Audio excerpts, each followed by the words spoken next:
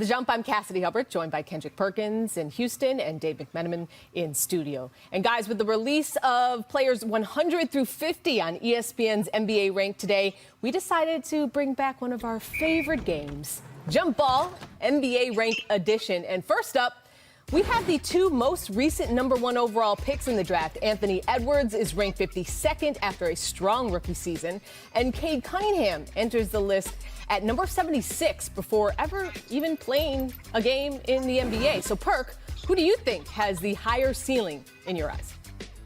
Look, I really love Cade Cunningham. I think he's a complete all-around basketball player.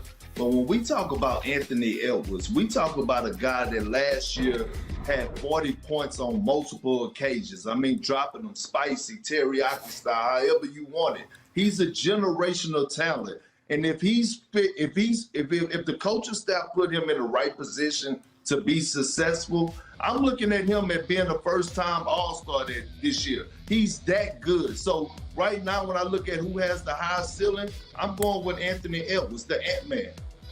Perk, I agree with you completely. A bird in the hand is better than two in the bush. We've already seen Anthony Edwards compete at an NBA level, at a very high NBA level, particularly in the second half of his rookie season. He was making nightly appointment viewing to see what he was going to do. He can splash threes, as we saw in this offseason, with ease from almost half court, making it look like a free throw. And obviously the explosive hops are incredible. And with this new coaching staff, I think he'll have a chance to be put in the right spots to succeed. And so I'm going to stick with Anthony Edwards, but I'm still excited to see Detroit this year, too. Perk, I agree with you, too, but I like my teriyaki more sweet than spicy. Just letting you know that.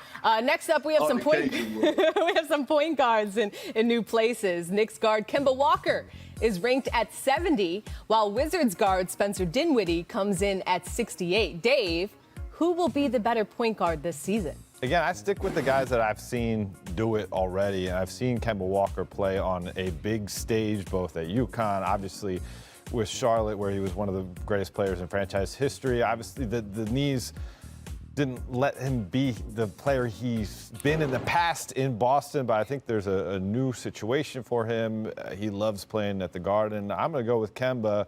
Spencer, really hasn't played in big games yet in his NBA career.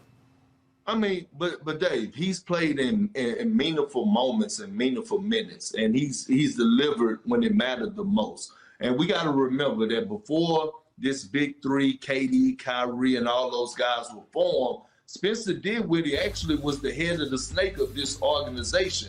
I'm actually going with Spencer Dinwiddie. I think he's going to get more of an opportunity. He's going to have the ball in his hands more. I could see him playing 30-plus minutes. It's going to be the Spencer Dinwiddie and Bradley Beal show. Spencer Dinwiddie is a guy that is capable of going out there and giving you 25 and 5 a night.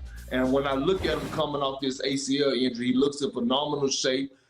Like I've been seeing his IG and his Twitter posts, I'm expecting big things out of him. They paid him a nice contract to come in and deliver, especially after losing Russell Westbrook.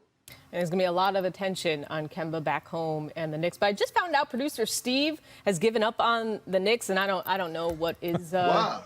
I don't know what's true anymore in this world. We'll move on.